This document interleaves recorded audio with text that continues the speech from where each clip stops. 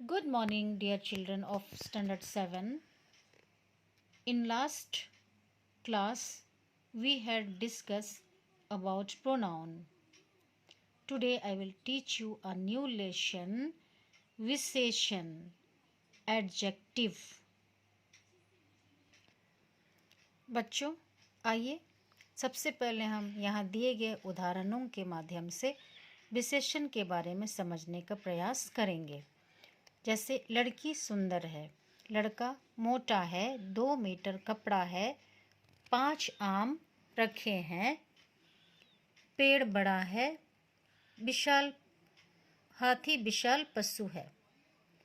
ये रंगीन शब्द संज्ञा शब्द के बारे में विशेष बातें बता रहे हैं, अतः ये रंगीन शब्द विशेषण है।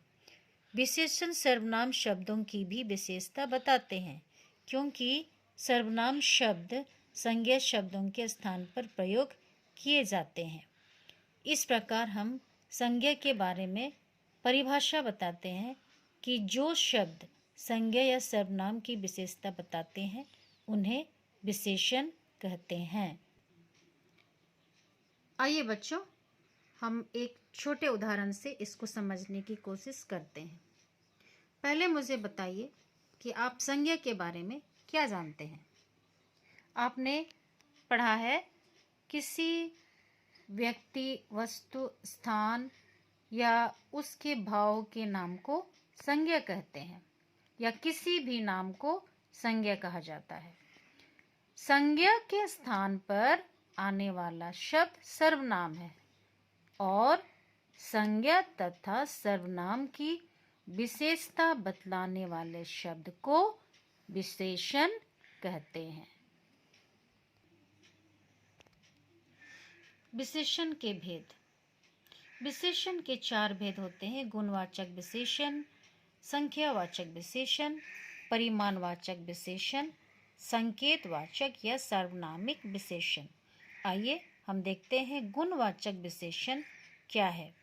गुणवाचक विशेषण जिस शब्द से संज्ञा या सर्वनाम के गुण, दोष, रंग, रूप, आकार, अवस्था आदि का बोध हो उसे गुणवाचक विशेषण कहते हैं। जैसे वह आदमी बेईमान है, प्रखर होशियार लड़का है, करेला कड़वा होता है और मेरा दोस्त सच्चा है। बेईमान, होशियार, कड़वा और सच्चा उसके गुण के बारे में संकेत दे रहे हैं। गुणवाचक विशेषण निम्नलिखित विशेषताओं का ज्ञान कराते हैं: गुण, परोपकार, इच्छा, भला, दयालु, परिश्रमी आदि। दोष, बुरा, कठोर, बेईमान, आलसी, क्रोधी, चालाक आदि। आकार, छोटा, मोटा, नाटा, बड़ा, पतला आदि। रंग, गोरा, काला, लाल, सफ़ेद, रंगीन, पीला आदि। अवस्था, बूढ़ा, किशोर, युवा, कमजोर, रोगी, गरीब आदि। स्वाद, कड़वा, खट्टा, मीठा, तीखा, नमकीन, कसैला आदि। दिशा, पूर्वी, पश्चिमी, दाएं, बाएं आदि। गंध, खुशबूदार, बदबूदार, गंधहीन, सुगंधित आदि। स्पर्श, कठोर, नरम, सख्त, खुरदरा, चिकना आदि। आइए हम विशेष्य के बारे में देखते हैं। विशेषण जिस शब्द की विशेषता बताता है उसे विशेष्य कहते हैं। जैसे लड़की सुंदर है। विशेषण जिस शब्द की विशेषता बताता है तो यहाँ सुंदर विशेषण है और लड़की की विशेषता बता रहा है, इसलिए लड़की विशेष्य और सुंदर विशेषण हुआ। गुलाब लाल है, गुलाब विशेष्य और लाल विशेषण।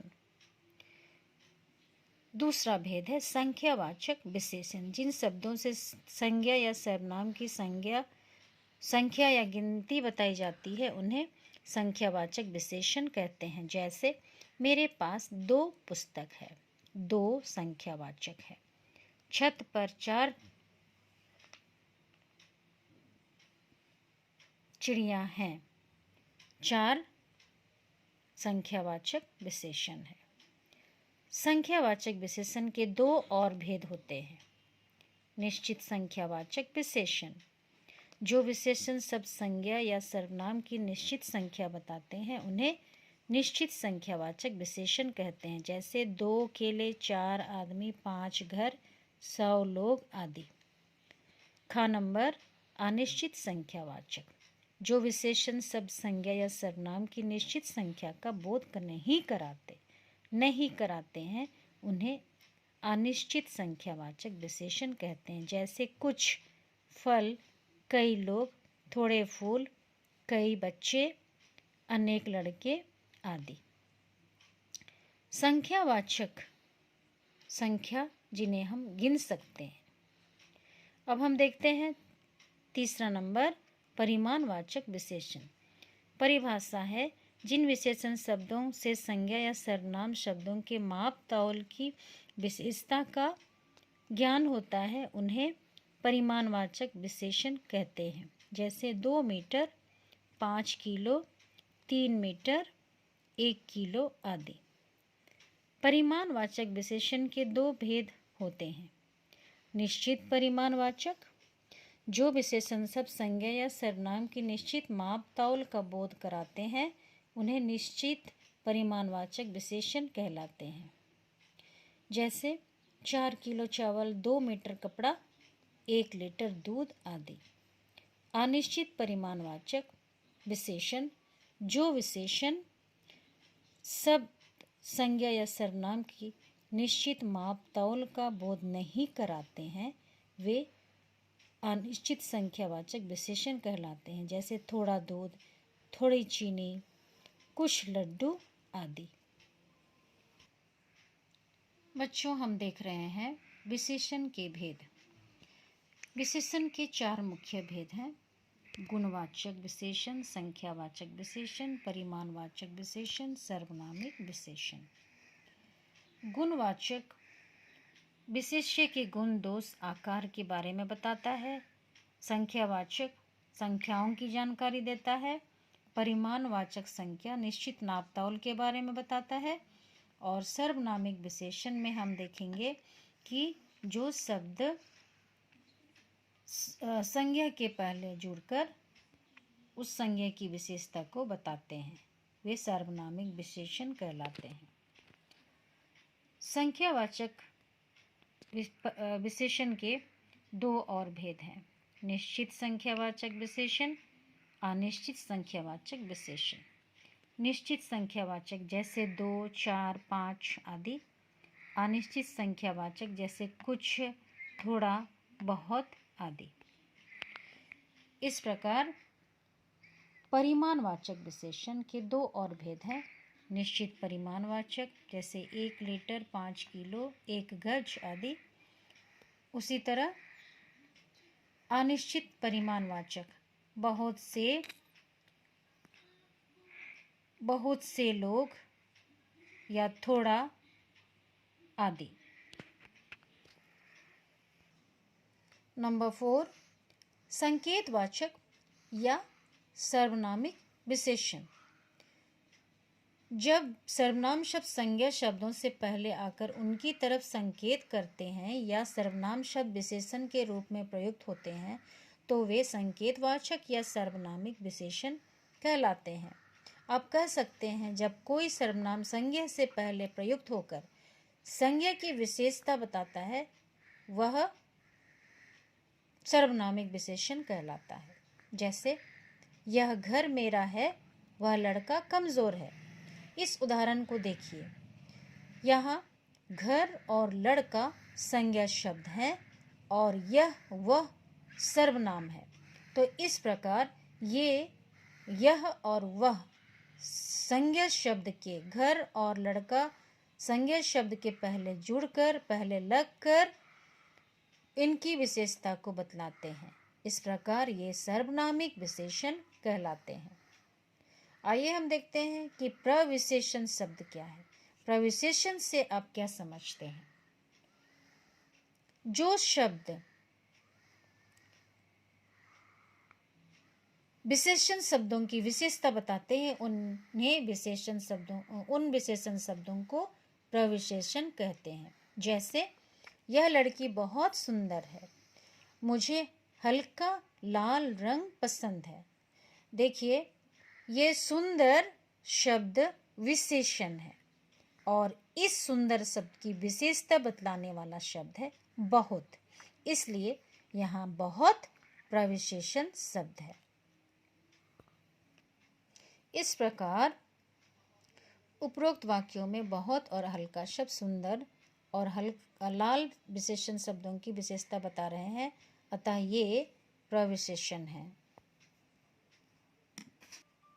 बच्चों, यहाँ हम एक उदाहरण द्वारा स्पष्ट कर सकते हैं, जैसे आजकल नल में बहुत ठंडा पानी आता है। यहाँ पानी विशेष्य है, ठंडा विशेषण है और बहुत प्रविशेषण है, क्योंकि ठंडा पानी की विशेषता बतला रहा है और ये बहुत ठंडा की ओर प्रेशर दे रहा है। तो इस तरह से पानी विशेष्य, ठंडा विशेषण और बहुत प्रविशेषण शब्द हैं। ठंडा विशेषण शब्द की विशेषता बता रहा है बहुत। विशेषणों की तुलना और अवस्थाएं। हम प्रायः विभिन्न व्यक्तियों, वस्तुओं या स्थानों की तुलना करते हैं। तुलना में एक दूसरे के गुण तथा दोषों को कम या अधिक बताया जाता है। तुलना के आधार पर विशेषण की 3 अवस्थाएं हैं: मूला अवस्था, उत्तरा अवस्था, उत्तमा अवस्था। मूला अवस्था में तुलना नहीं की जाती, बल्कि संज्ञा या सर्वनाम के सामान्य विशेषता बताई जाती है, जैसे लड़की सुंदर है, लड़का लंबा है। उत्तरा अवस्था में, इस अवस्था में 2 व्यक्तियों, वस्तुओं आदि की तुलना करके एक को दूसरे से अच्छा या बुरा बताया जाता है, जैसे राधा रामा से सुंदर है, संजय अजय से छोटा है। उत्तरा अवस्था, इस अवस्था में 2 से अधिक व्यक्तियों, वस्तुओं आदि की तुलना की जाती है और एक को श्रेष्ठ तथा दूसरे को कम बताया जाता है, जैसे रमन सबसे लंबा है, सोनम सबसे अधिक बुद्धिमान है। विशेषण की उत्तरा अवस्था तथा उत्तमा अवस्था बनाने के लिए क्रमशः तर तथा तम जोड़ दिए जाते हैं। ये तर और तम प्रत्यय जोड़ने से उत्तरा अवस्था और उत्तमा अवस्था बनते हैं। इस प्रकार मूला अवस्था, उत्तरा अवस्था, उत्तमा अवस्था। मूला अवस्था में सुंदर, महान, श्रेष्ठ, उच्चतर, अधिक, अधिक सरल, अधिक आदि हैं। उसी तरह सुंदर, महानतर, श्रेष्ठ मूला उत्तरा अवस्था के उदाहरण है और उत्तमा अवस्था सुंदरतम, महानतम, श्रेष्ठतम आदि इनके उदाहरण है। तो बच्चों, ये उदाहरण आप ध्यानपूर्वक पढ़ लीजिएगा। मुझे उम्मीद है कि आपको ये विशेषण पाठ समझ आ गया होगा और अगले क्लास में हम इसके प्रश्नोत्तरों की चर्चा करेंगे। धन्यवाद।